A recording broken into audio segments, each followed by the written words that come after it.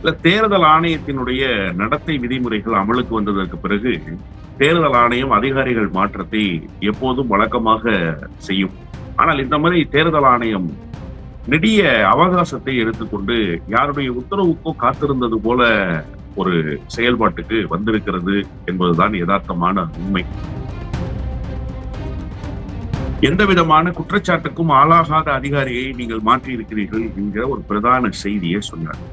இப்ப இதுல என்ன அப்படின்னா, நீங்க ஏதாவது ஒரு அரசியல் கட்சி தேர்தல் ஆணையத்திடம் முறையிட்டதா?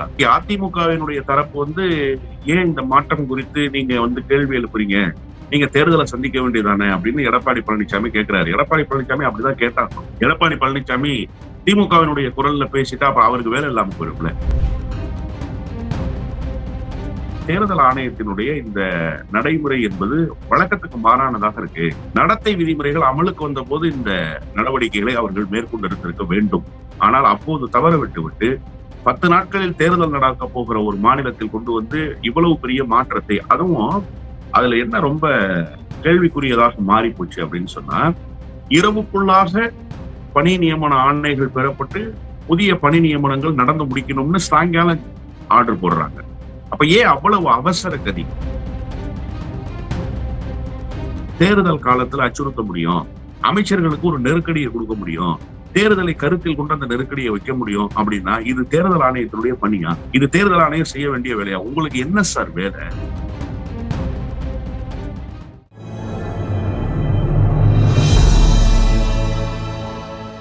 தமிழ் நியூஸ் நேயர்களுக்கான முடக்கம். இன்றைய சிறப்பு நேர்காணலில் நம்முடன் இருந்திருப்பவர் திராவிட வெற்றி கழகத்தினுடைய முதன்மை செயலாளர் மரியாதைக்குரிய வல்லம் பஷீர் சார். சார் வணக்கம். வணக்கம் சார். இப்போ தேர்தல் ஆணையத்தினுடைய கட்டுப்பாட்டின் கீழே தான் காவல்துறை மற்றும் இன்னும் பல துறைகள்லாம் உள்ளடங்கும். இப்போ இருக்கக்கூடிய சூழ்நிலையில இந்த தேர்தல் சமயத்துல பல அதிகாரிகள் அதிரடியாக மாற்றப்பட்டிருக்கிறார்கள். குறிப்பாக சட்டம் ஒழுங்கு டிஜிபியாக இருக்கட்டும், அதே போல சென்னை மாநகரத்தினுடைய கமிஷனராக இருக்கட்டும், இன்னும் பல முக்கிய அதிகாரிகள் மாற்றப்பட்டிருக்கிறார்கள். டிவிஎஸ்சியினுடைய இயக்குனராக இருக்கட்டும், இவர்கள் எல்லாம் மாற்றப்பட்டிருக்கிறார்கள். இது குறிப்பாக பாஜக தன்னுடைய ஆட்டத்தை துவங்கிவிட்டது என்றெல்லாம் பல விமர்சனங்கள் வைக்கப்பட்டிருந்த நிலையில், திமுகவினுடைய பொருளாளர் திரு டி.ஆர். பாலு அவர்கள் காலையில கடுமையான விமர்சனத்தை வச்சிருக்காரு. ஒரு ஆர்எஸ்எஸ் காரர் அவரை போய் நீங்க நியமனம் பண்ணிருக்கீங்க, உடனடியா நீங்க பின்வாங்க அப்படின்றாரு. திரு இபிஎஸ் யாரை நியமிச்சா உங்களுக்கு என்ன, நீங்க எதிர்கொள்ளுங்க தேர்தல அப்படின்ற மாதிரி அவர் சொல்றாரு. இதுல என்ன பின்னணி அரசியல் இருக்கு சார்? இல்ல தேர்தல் ஆணையத்தினுடைய நடத்தை விதிமுறைகள் அமலுக்கு வந்ததற்கு பிறகு தேர்தல் ஆணையம் அதிகாரிகள் மாற்றத்தை எப்போதும் வழக்கமாக செய்யும். ஆனால் இந்த முறை தேர்தல் ஆணையம் நெடிய அவகாசத்தை எடுத்துக்கொண்டு யாருடைய உத்தரவுக்கோ காத்திருந்தது போல ஒரு செயல்பாட்டுக்கு வந்திருக்கிறது என்பதுதான் யதார்த்தமான உண்மை. நீங்க தேர்தல் நடத்தை விதிமுறை எப்ப இம்ப்ளிமெண்ட் ஆச்சோ அப்போ நீங்க இந்த அதிகாரிகள் மாற்றத்தை செய்திருந்தா இது சந்தேகத்துக்குரியதாக மாறி இருக்காது. இவ்வளவு நெடிய அவகாசத்தை நீங்கள் ஏன் எடுத்துக்கொண்டீர்கள் என்பதுதான் கேள்வி. இன்னும் 8 நாள்ல பிரச்சாரம் ஓய போது எண்ணி 10வது நாளில் தேர்தலை சந்திக்க போகிறது தமிழ்நாடு. இந்த 10 நாட்களுக்குள்ளாக இந்த மாற்றம் எதற்கு என்பதுதான் பிரதானமாக எல்லோரிடத்திலும் எழுந்திருக்கக்கூடிய சந்தேகம். இந்த சந்தேகத்துக்கு தேர்தல் ஆணையம் எல்லா வகையிலும் தன்னை தயார்படுத்தி கொண்டு விட்டது என்பதுதான் யதார்த்தமான உண்மை. ரொம்ப குறிப்பா அஸ்ஸாம் மாநிலத்திலும் தேர்தல் நடக்குது. அஸ்ஸாம் மாநிலத்துல அதிகாரிகள் மாற்றம் இல்லை. அஸ்ஸாம் மாநிலத்துல மாற்றாத தேர்தல் ஆணையம் ஏன் தமிழ்நாட்டில் திடீர் மாற்றத்தை நிகழ்த்துகிறது? அதிலும் குறிப்பா இன்னைக்கு நீங்க அண்ணன் டி.ஆர். பாலுவினுடைய அறிக்கை குறித்து சொன்னீங்க. எந்த விதமான குற்றச்சாட்டுக்கும் ஆளாகாத அதிகாரியை நீங்கள் மாற்றி இருக்கிறீர்கள் என்கிற ஒரு பிரதான செய்தியை சொன்னார். இப்ப இதுல என்ன அப்படின்னா, நீங்க ஏதாவது ஒரு அரசியல் கட்சி தேர்தல் ஆணையத்திடம் முறையிட்டதா? இந்த ஐஏஎஸ் ஐபிஎஸ் அதிகாரிகள் ஏன் மாற்றம் நிகழல அப்படின்னு சொல்லி எந்த அரசியல் கட்சியும் அப்படி ஒரு குற்றச்சாட்டை வைக்கவும் இல்லை. அந்த கோரிக்கையும் எந்த அரசியல் கட்சியிடத்திலும் இல்லை. ஈவன் சொல்லப்போனா பாரதிய ஜனதா கட்சி கூட அப்படி ஒரு கோரிக்கையை வெளிப்படையாக வச்சது மாதிரி தெரியலையே. இப்ப இன்னைக்கு அதிமுகவினுடைய தரப்பு ஏன் இந்த மாற்றம் குறித்து நீங்க கேள்வி எழுப்புறீங்க? நீங்க தேர்தலை சந்திக்க வேண்டியதானே அப்படின்னு எடப்பாடி பழனிசாமி கேட்கிறாரு. எடப்பாடி பழனிசாமி அப்படிதான் கேட்டாகணும். எடப்பாடி பழனிசாமி திமுகவினுடைய குரல்ல பேசிட்டா அப்ப அவருக்கு வேலை இல்லாம போயிரும்ல. அவர் பாரதிய ஜனதா கட்சியினுடைய குரல்ல தானே பேசியாகணும். அதனால வழக்கமாக அவர் எப்போதும் போல பாரதிய ஜனதா கட்சியினுடைய குரலாகவே, சாயலாகவே வெளிப்படுகிறார். அதுல ஒண்ணும் ஆச்சரியப்படுறதுக்கு இல்ல. ஆனா இந்த தொடர் சந்தேகத்தை எழுப்ப வேண்டிய காரணம் என்னன்னு கேட்டா, தேர்தல் ஆணையத்தினுடைய இந்த நடைமுறை என்பது வழக்கத்துக்கு மாறானதாக இருக்கு. நடத்தை விதிமுறைகள் அமலுக்கு வந்தபோது இந்த நடவடிக்கைகளை அவர்கள் மேற்கொண்டிருந்திருக்க வேண்டும். ஆனால் அப்போது தவற விட்டுவிட்டு 10 நாட்களில் தேர்தல் நடக்கப் போகிற ஒரு மாநிலத்தில் கொண்டு வந்து இவ்வளவு பெரிய மாற்றத்தை, அதுவும் அதுல என்ன ரொம்ப கேள்விக்குரியதாக மாறி போச்சு அப்படின்னு சொன்னா, இரவுக்குள்ளாக பணி நியமன ஆணைகள் பெறப்பட்டு புதிய பணி நியமனங்கள் நடந்து முடிக்கணும்னு சாயங்காலம் ஆர்டர் போடுறாங்க. அப்ப ஏன் அவ்வளவு அவசர கதி? அப்ப இந்த உத்தரவு எங்கிருந்து வந்த உத்தரவு? ஏன் தேர்தல் ஆணையம் நீங்க ஒரு பிரைவேட் லிமிடெட் கம்பெனிலேயே ஹேண்ட் ஓவர் எடுக்கிறதுக்கு 4 நாட்கள், 5 நாட்கள் அவகாசம் குடுக்குறாங்க சார். நீங்க தலைமைச் செயலாளர் என்கிற பொறுப்பு முதலமைச்சரோடு நெருக்கமாக இருக்க வேண்டிய செயலாளர் அவரு. தலைமைச் செயலகத்தில் உட்கார்ந்து கொண்டு தமிழ்நாட்டினுடைய பியூரோக்ரசியை இயக்குகிற பொறுப்பு அவர்கிட்ட தான் இருக்கு. அரசாங்கத்தை இயக்குகிற பொறுப்பு முதலமைச்சரிடம் இருக்கு. அரசு அதிகாரத்தை, அரசு இயந்திரத்தை இயக்குகிற பொறுப்பு தலைமைச் செயலாளர்ட்ட இருக்கு. அப்ப அந்த தலைமைச் செயலாளரை நீங்க வந்து வித்தின் 4 ஹவர்ஸ்க்குள்ள நீங்க வந்து ரிலீவ் ஆகுங்க அப்படின்னு ஒரு உத்தரவை நீங்க ஏன் போடுறீங்க? அப்ப அந்த உத்தரவுக்கு பின்னால் என்ன சூழ்ச்சிமம் இருக்கிறதுங்கிறது தானே எல்லாருக்கும் ஒரு இயல்பான ஐயமாக எழுது. அந்த ஐயம் தான் இப்போது இந்த இடத்தில் தேர்தல் ஆணையத்தை கொண்டு வந்து நிறுத்தி இருக்கிறது. தேர்தல் ஆணையம் ஒரு முறைகேடான நடவடிக்கையில் ஈடுபட்டிருக்கிறது என்பதுதான் யதார்த்தமான உண்மை. அதைத்தான் இன்றைக்கு அண்ணன் டி.ஆர். பாலு அவர்கள் சுட்டிக்காட்டியிருக்கிறார். இந்த அதிகாரிகள் மாற்றம் என்பது தேவையற்ற ஒன்று. நீங்க காலம் தாழ்த்தி செஞ்சீங்க, அசாம்ல செஞ்சீங்க, இங்க செய்யல. இந்த பேச்செல்லாம் இப்ப இந்த விமர்சனத்துக்கு ஊடாக வரக்கூடிய பேச்சு தானே தவிர, இந்த மாற்றத்துக்கான நியாயத்தை உங்களால சொல்ல முடியுதா? சும்மா வெறுமனே போகிற போக்குல நீங்க சொல்லிடக்கூடாது. என்ன வழக்கமா நடக்கிறது தானே. நீண்ட காலமாக இருக்கிற அதிகாரிகள் தானே. கடந்த ஆண்டு ஆகஸ்ட் மாதம் தான் வந்தாரு நம்ம தலைமைச் செயலாளர். ஏன் அந்த தலைமைச் செயலாளர் நெடுங்காலமாக இருக்கிற அதிகாரிகள் பட்டியலுக்குள்ள போறாரு? அப்ப நீங்க என்ன கிரைட்டீரியா பிக்ஸ் பண்ணிருக்கீங்க? ஓராண்டுகளுக்கு மேலாக இருக்கக்கூடிய அதிகாரிகள் மாற்றணும். இதானே தேர்தல் ஆணையத்தினுடைய விதி. அதானே தேர்தல் ஆணையம் வழக்கமாக சொல்லுது. ஓராண்டும் அதை விட கூடுதலாகவும் பணியாற்றக்கூடியவர்கள். போன வருஷம் ஆகஸ்ட் மாசம் தலைமைச் செயலாளரா வந்தவர் எப்படி ஓராண்டு நிறைவு செய்த அதிகாரியா இருக்கிறாரு? அப்ப நீங்க அந்த கிரைட்டீரியாக்குள்ள என்ன வைக்கிறீங்க?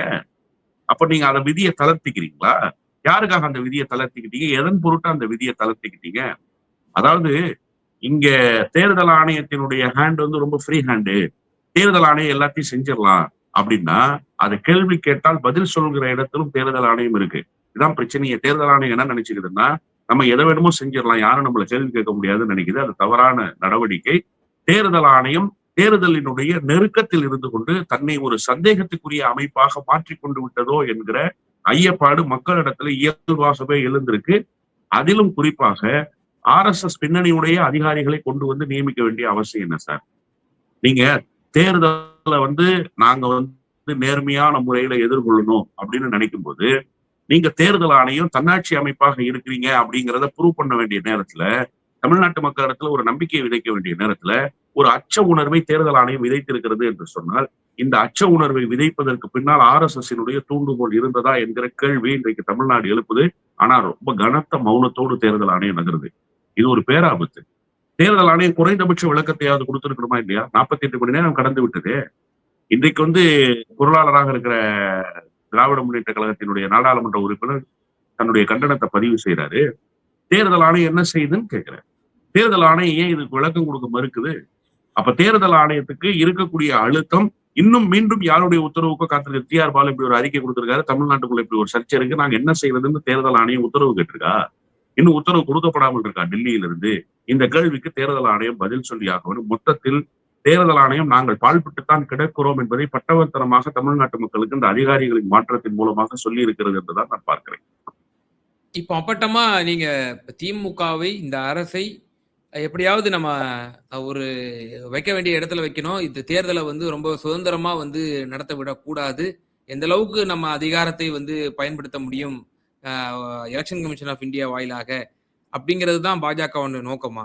அப்புறம் அது இன்னொரு பெரும் விமர்சனம் முன்வைக்கப்படுது. இந்த டிவிஎஸ்சியினுடைய இயக்குனரை மாற்றியதன் மூலம் நேரு அவர்கள் மீதான அந்த ஊழல் புகார் தொடர்ந்து அமலாக்கத்துறை பல கடிதங்கள் எழுதியது. நீதிமன்றமும் அது அறிவுறுத்தியிருக்கிறது. நீதிமன்றமும் உத்தரவு பிறப்பித்திருக்கிறது.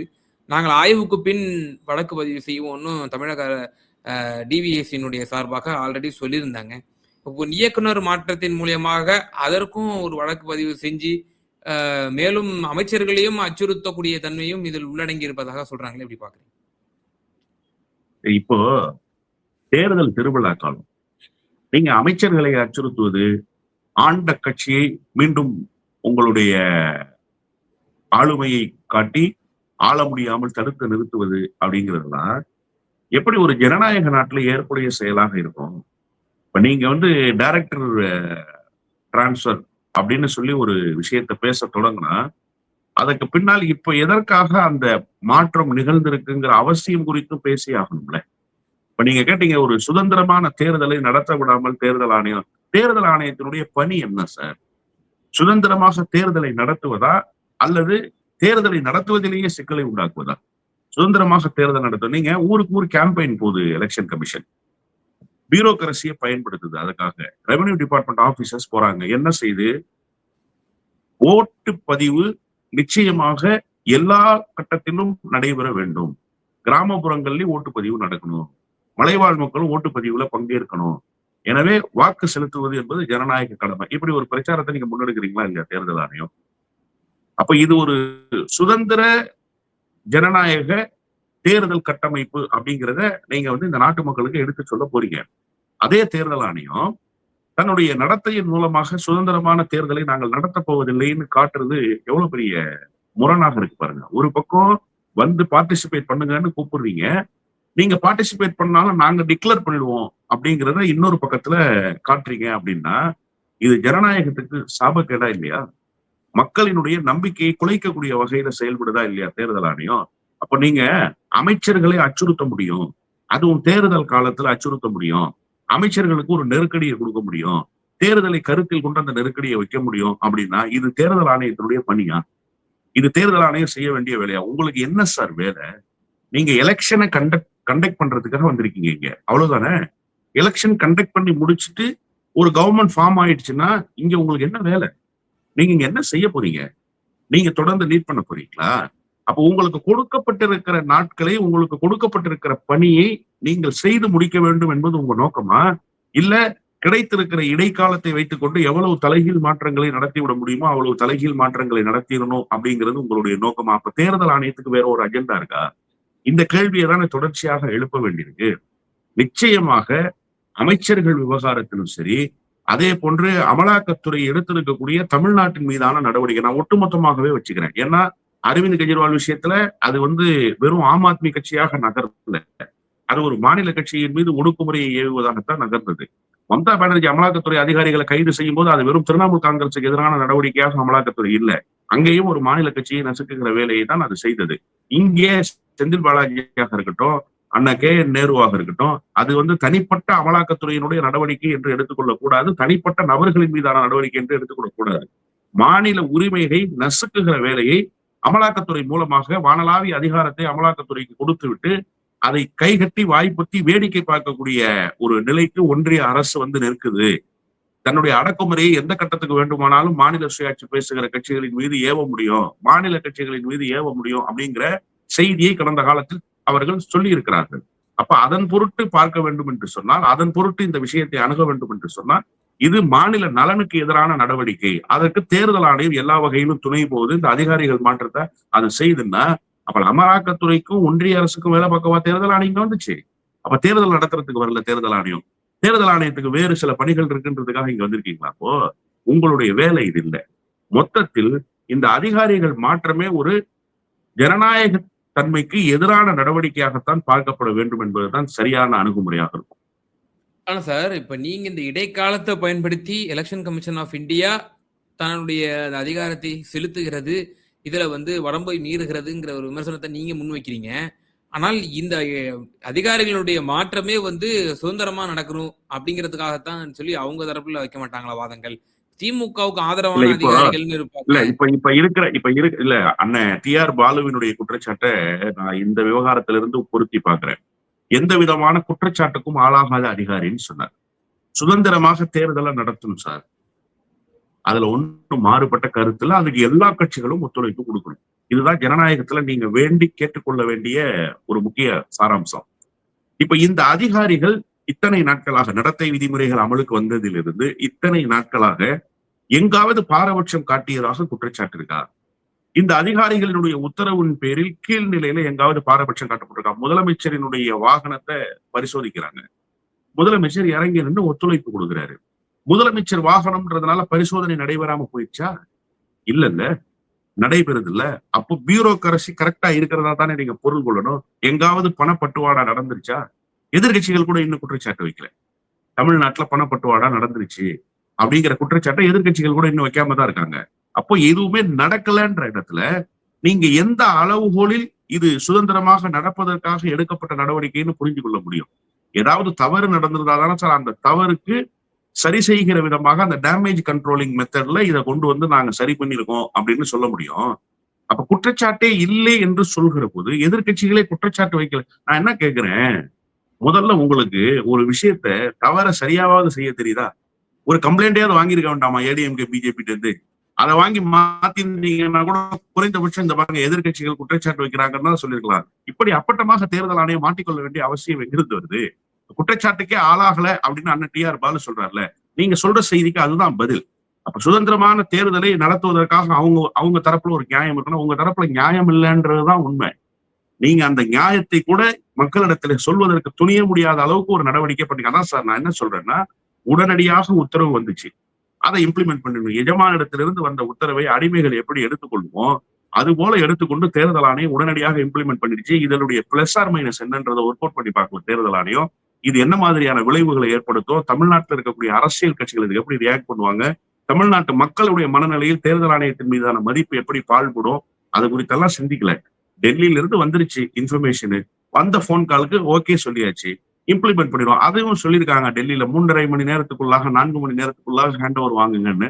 ஓகே 4 மணி நேரத்துக்குள்ளாக ஹேண்ட் ஓவர் கொடுங்கன்னு ஒரு ஜியோவை பாஸ் பண்ணி முடிச்சாச்சு தேர்தல் ஆணையம். தேர்தல் ஆணையத்தினுடைய பணி கம்ப்ளீட்டட். அதுக்கு கொடுக்கப்பட்ட வேலை என்ன? அந்த வேலையை செய்து முடிச்சாச்சு. இப்ப சுதந்திரமாக தேர்தல் நடத்த போகிறார்களா இல்லையா என்பதையெல்லாம் இனி அடுத்த கட்டமாக அவர்கள் என்ன செய்ய போகிறார்கள் என்பதை பொறுத்துதான் அமையுமே தவிர தேர்தல் ஆணையத்தினுடைய நடவடிக்கைக்கு தேர்தல் ஆணையமே நியாயம் கற்பிக்க முடியாத நிலையில் தான் இருக்கிறது.